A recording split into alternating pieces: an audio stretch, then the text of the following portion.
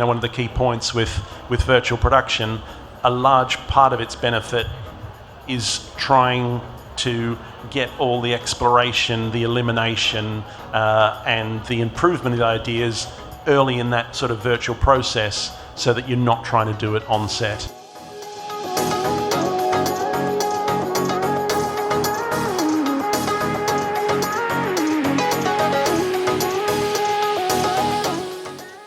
When you mentioned the ecosystem and meta-human, one of the objectives is also to lower the barrier in the entry for creative people. There is this concept of thinking in libraries with all the ecosystem around Unreal Engine, with Quixel, with meta-human, and so on, when you can create an environment, test it, iterate, try your stories. Brad, we were discussing about the opportunities of all this data set that is now accessible for people to create. Yeah, I think that's one of the things that we're seeing now with films as they're becoming. There's more sort of digital assets that are built for them, and the cost barriers are just coming down. And so I think when you look at the financials of a production process. One of the things, and especially the sort of work we do, we're trying to give the filmmakers maximum creative exploration for as long as possible. So when you sort of look at that development process, the cost curve sort of starts somewhere low, and then as time goes on, it starts to creep up, and then once you're on set, it's insanely expensive to change things. So if you start when you're writing, you can just select and delete, get rid of a bad idea and write a better one. You move to storyboarding, you can rub it out or throw it away and draw a better one.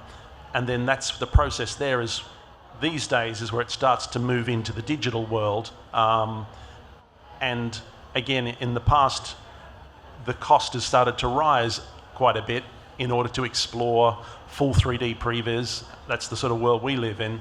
What's happening now with the engines, with the amount of pre-built assets that you can just pull out of marketplaces, etc., that cost is dropping as well. So again, it's extending that cheaper period where you can explore, eliminate bad ideas, improve good ideas, and then approve those ideas to go into the next part of the process. That will be more expensive to change. And that's, again, I think, one of the key points with virtual production.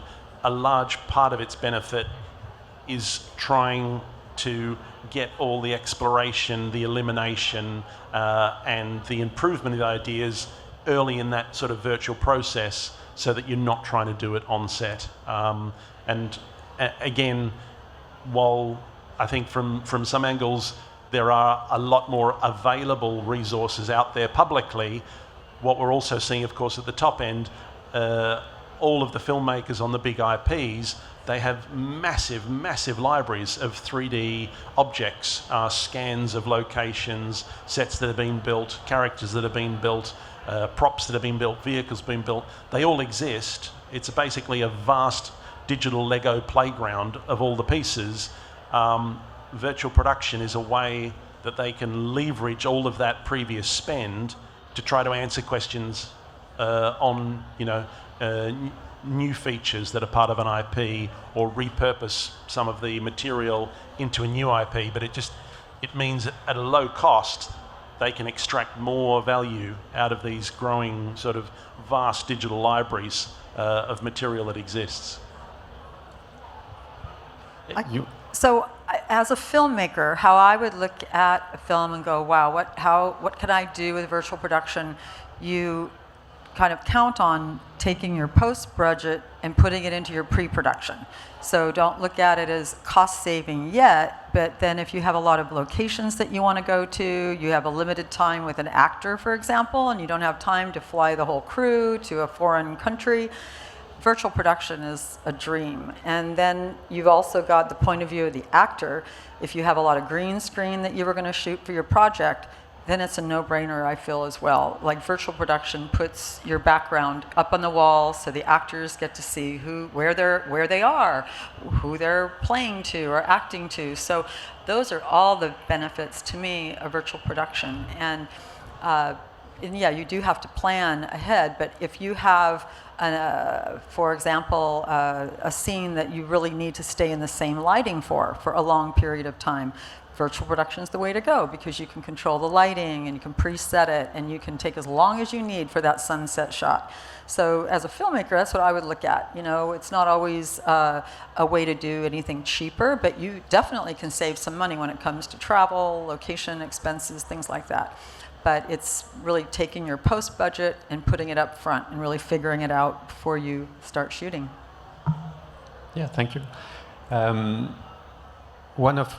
To me, one of the key change in the virtual production, especially early on, is, we touch a little bit of that, is how also people can work together, the different departments, really early on. It's also how the director of different schools in the past, and I realized that when we talk about an idea and when we go from the idea to start to become a story, my students tend to limit themselves from actually what is feasible or what they think is feasible. So there is tons of ideas who just stop at the very initial idea just because we think, no, it's not possible to do. And I see the fact that different talents who in the past were not really connected because they were working the one after the other, now can be bring together and very early can iterate on a project and open new opportunities. And it's not only technical, it's really how you get some assets, you are talking the same language. What you see is what you get, basically.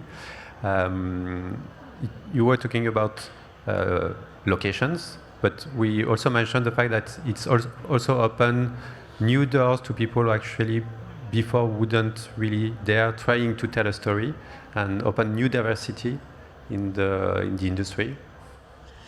Yeah, and the thing about virtual production is, instead of, for example, in commercials, they bring the director on like, you know, a week before the shoot. So in virtual production, you got to bring everybody in first. So you're bringing in visual effects people, you're bringing the director early on, the DP, and all these people need to meet and talk and figure it out. And now in visual effects and virtual production with the VAD, which is the virtual art department, there are people all over the world working on this. So it opens up the diversity options widely. So it could be women. I work with teams in India and China all the time, and new countries now. They're educating their youth to, you know, get into Unreal, all of these different softwares for real time. So I think it's a great opportunity for just about anybody to be involved, and then you get to interact, you know, early on before the shoot. So it's not just a post, you know, visual effects post-production scenario. And you, in your experience, do you see also new type of people working in the industry and projects that you'd never be able to do before? Yeah, I guess I concur that same for our teams. We've ended up working with a lot more teams overseas. So we've been working with the brilliant VAD team over in Germany, which was an amazing experience, and we were able to, through some of the tools that we used, sync up all of our work, talk to each other about tools and development, and really get a brilliant workflow. You know, at the beginning, we thought this was never, you know, it's never going to happen, and that it was never going to be really cohesive. And at the end, we did end up on set together in person, and we all shook hands and were, you know, just super happy that we'd made this work so well. I think as well, at the beginning of the pandemic, there was a lot of talk from our sides to make things happen virtually as well. So when everybody was just in their living rooms, twiddling their thumbs, production was halted. We had a lot of, directors, VFX soups, who wanted to understand how they could keep doing this from their living room. So we started prototyping lots of different things, like using LiveLink, but across different countries. So essentially driving one session together and all collaborating on it. which was a really brilliant thing to do that you would never really have thought about doing before. Same as you would never imagine to have meetings on Zoom instead of in person for near enough 2 years. This was the same, but in a completely virtual context. So it was really, really interesting to try some new things and try different ways of communicating with people.